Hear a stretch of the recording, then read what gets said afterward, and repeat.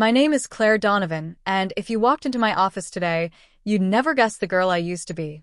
The sunlight floods through the floor-to-ceiling windows of my downtown Chicago office, glinting off the polished steel shelves where prototypes of my company's latest tools are displayed like artwork. My silk blouse feels smooth against my skin, crisp and deliberate, the kind of detail I once thought only powerful women got to enjoy. It's almost laughable now, the contrast between who I am today and the girl who was once laughed out of a garage for daring to dream. My phone buzzes on the desk. I glance at the screen, and my heart skips a beat. A name I haven't seen in years. Jason Miller. The same boy who, back in high school, thought it was hilarious to joke about me playing with wrenches instead of makeup. I take a slow breath, steadying myself, feeling the weight of irony pressing against my ribs. He's reaching out now, for what reason I don't know. But the timing feels almost cinematic. My manicured nails tap lightly against the phone as I let it buzz once more, twice more. Memories flood back. The sting of ridicule, the heat in my cheeks, the tears I used to swallow in silence. Funny thing is, the tools they mocked me for? They're the very reason my name sits on the glass door outside this office. Founder and CEO, Donovan Tools. And now the past is knocking. I was 16 when I realized that some dreams are heavy enough to break your back, not because they're impossible, but because people refuse to believe you can carry them. It started in my neighbor's garage, where old engines and scraps of metal smelled like grease and rust. While other girls spent weekends at the mall, I spent mine hunched over workbenches, tightening bolts, sanding wood, repairing broken drills I'd scavenged from yard sales. I loved it. The feel of steel against my hands, the puzzle of fixing something others had thrown away. But to everyone else, it was a joke. "Look at Claire," Jason Miller sneered one afternoon as a group of kids from school leaned in the doorway of that garage. "Trying to be a mechanic instead of a cheerleader. What's next? You gonna grow a beard too?" The laughter echoed louder than the buzz of the fluorescent light above. My cheeks burned. My hands shook around the screwdriver I was holding. For a second, I thought about dropping it, pretending I didn't care. Pretending I wasn't hurt. But the truth was, their words cut deep. Deeper than the scrape of any blade. Even at home, it wasn't much better. My mom would sigh whenever she caught me with grease-stained jeans. "Claire, honey, no man is going to want a girl with calloused hands. Why don't you focus on something prettier?" I swallowed the lump in my throat, forcing myself to nod, though inside my chest a storm brewed. I wanted to scream. Why can't fixing things be pretty? Why can't creating something strong be beautiful? One night, when I was ready to give up, my grandfather stopped by. He found me in that same garage, staring at a rusted old toolbox I'd bought for $3. He crouched down, his knees popping, and handed me a small, polished wrench. "This was mine when I was your age," he said.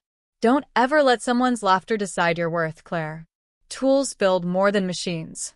They build people too." I held that wrench, so tight it left an imprint in my palm. That night, I made a promise. I wouldn't beg for approval. I wouldn't shrink just because others thought my dream didn't fit their idea of a girl's life. If they thought tools made me laughable, then I'd use tools to build a life so undeniable, they'd choke on their own words. And for the first time, instead of crying myself to sleep, I smiled. Because deep down I knew this wasn't the end of their laughter. It was the beginning of my fire. College wasn't an option for me right away. My parents insisted on business administration or nursing, something safe, respectable. Instead, I enrolled in night classes at a community technical school. By day, I worked at a local hardware store, stocking shelves, answering questions, memorizing the feel of every wrench and drill that passed through my hands. By night, I studied mechanical design and manufacturing basics under humming fluorescent lights. The store became my secret classroom. I'd watch customers' hands linger on certain tools, notice the hesitation in their eyes. Sometimes I'd offer advice, which drill would last longer, which hammer had the right balance. I saw patterns no one else bothered with. Tools weren't just tools. They were extensions of human effort. And I began to wonder, what if they could be better? Smarter? I started sketching designs in a battered notebook Ideas that seemed crazy at the time. A lighter-weight cordless drill with better grip. A wrench designed specifically for women's hands, smaller, but just as strong. My coworkers chuckled when they caught me doodling during lunch breaks. Dreaming again, Claire? They'd tease. Dreaming, yes, but also planning. The first big break came from Marissa Green, a retired engineer who taught one of my classes. She was sharp, practical, and most importantly, she didn't underestimate me. One evening, she stopped by my workbench and picked up one of my crude wooden prototypes. "Did you carve this?" she asked. I nodded, embarrassed. "It's just an idea for an ergonomic grip." Her eyes lit up. "Claire, this isn't just an idea. This is innovation. Don't hide this." Those words stuck with me. For the first time, someone outside my grandfather believed in me. Marissa connected me with a small manufacturing startup that needed design help. It wasn't glamorous. I worked long nights, earned barely enough to pay rent, but it was the first place I felt my ideas mattered. There were failures, too. My first attempt to patent a design was rejected. My first prototype order came back warped and unusable. I cried on the bathroom floor more times than I can count, staring at my blister hands, wondering if Jason Miller had been right all along. But every setback was fuel. Slowly, wins began to stack up. A local contractor bought one of my redesigned hammers and ordered 20 more. An article in a regional magazine featured me as the girl who makes tools. That label, once mocking, became a badge of honor. I lived frugally, never posting flashy updates on social media. To my old classmates, I was probably just another girl scraping by in a small apartment working an odd job. They never saw the late nights hunched over C80 software, the tiny victories written in invoices and prototypes. Years passed. By 27, I wasn't just designing tools. I was selling them under my own brand, Donovan Tools. At first, it was just an online store. Then a warehouse. Then contracts with major retailers. All the while, I stayed silent to the ones who once mocked me. Let them think I'd disappeared. Let them laugh in ignorance. Because one day, I knew they'd see the truth. And that day was closer than they could ever imagine. It happened on a Tuesday, one of those ordinary mornings that suddenly change the entire script of your life. I was reviewing a shipment order in my office when my assistant poked her head in. "Claire, there's a group here asking for you. Says they're old friends." I frowned. Old friends? I rarely had those. When I walked into the lobby, my heels clicking against the polished floor, I froze. Standing there, awkward, shifting uncomfortably beneath the towering Donovan Tools logo etched into glass, were Jason Miller, two of his buddies from high school, and to my surprise, my cousin Melissa. The very people who once smirked at the idea of me ever building anything worthwhile. Jason was the first to speak. "Claire? Wow. You look different." His eyes darted around the space, the sleek reception desk, the digital display looping commercials of our best-selling drill sets, the employees walking briskly in branded polos. Melissa forced a laugh. "We didn't know you worked here. This place is huge." I let them stand in their discomfort for a beat longer than necessary. My hands rested lightly on the railing, manicured fingers tapping against the metal. Inside, my heart raced, but not from nerves, from the delicious anticipation of what was about to unfold. Jason cleared his throat. "Listen, we're actually here because, well, we've been looking into starting a small construction venture. Thought maybe we could, get some advice. Maybe even a discount on tools." I almost laughed. Instead, I tilted my head, studying him the way one might study a stranger at a bus stop. "You want a discount?" "Yeah, I mean, come on, Claire, you know us. We figured you could help." Behind him, one of his friends whispered, "Man, this place must rake in money." I straightened, smoothing the silk of my blouse. "You're right. It does." Their faces shifted, confusion flickering like shadows. Melissa stepped closer. "So, what do you do here? Marketing? Reception?" The irony almost made me choke.